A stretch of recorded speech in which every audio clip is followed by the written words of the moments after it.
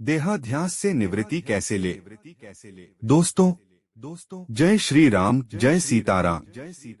देहाध्यास क्या है, वो क्यों नहीं छूटता।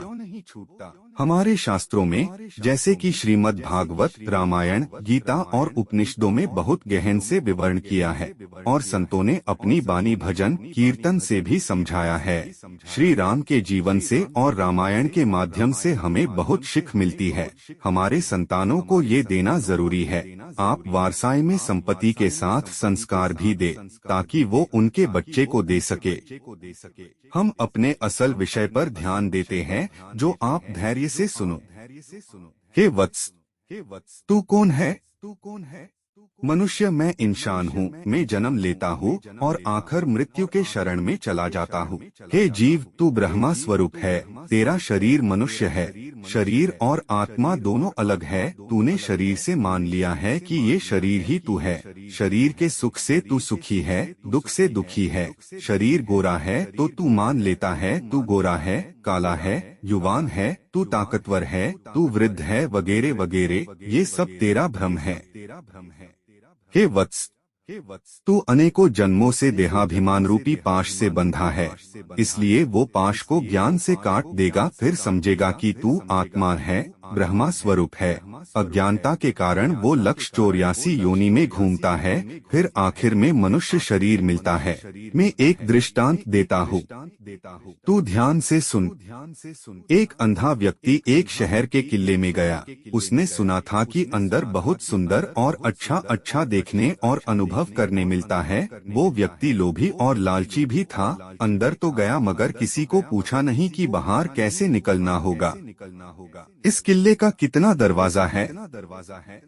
बस सुनी सुनी बातों से अंदर चला गया। बहुत घुमा, साथ में देखा भी और कई वस्तुओं का रसपान भी किया। आखिर थक गया, फिर बाहर जाने का मन हुआ तो किले के दीवार से हाथ लगा लगा कर चलने लगा। फिर क्या, अंधेरा होने लगा। तभी उनके पास कोई सज्जन पुरुष आया और पूछा, भाई तुम क्या कर रहे हो।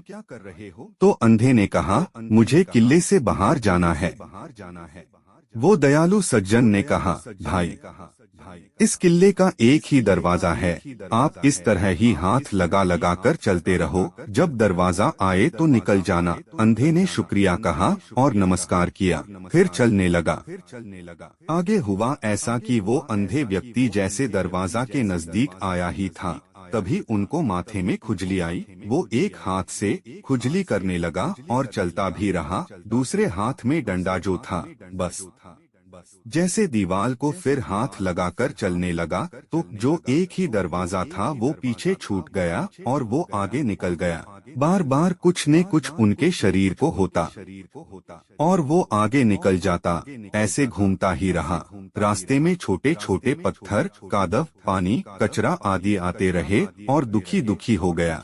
इतने में काफी समय बाद वो सज्जन पुरुष फिर मिल गया और पूछा, भाई आप अभी बाहर नहीं निकले। अंधा बोला, मैं तो कब का घूम रहा हूँ मगर दरवाजा आता ही नहीं। फिर वो महापुरुष ने उस अंधे का हाथ पकड़कर दरवाजा दिखाया और बाहर निकाला। वत्स, ये दृष्टांत से ये सीखना है कि जो अंधा है वो अज्ञानी जीवात्मा है, जो शहर है वो संसार है, जो किला है लक्ष 84 योनि है, जो दरवाजा है वो मनुष्य देह है। रास्ते में जो आया वो सुख और दुख समझना। जो सज्जन पुरुष मिला वो गुरु है, ईश्वर है। मेरे प्रिय वत्स, हम नींद में होते हैं तब सपने देखते हैं या आते हैं, मगर जब हम जाग जाते हैं तो सपना खत्म हो जाता है और ये जगत, ये शरीर, ये मेरा, ये तेरा, सब एक सपना है। जब हमेशा के लिए यानी चिर निद्रा में चले जाते हैं तब सपना खत्म होता है। दोनों अवस्था में सपना ही है। ये ही सत्य है, सनातन है, शाश्वत है। आपका कल्याण हो, सभी का कल्याण हो।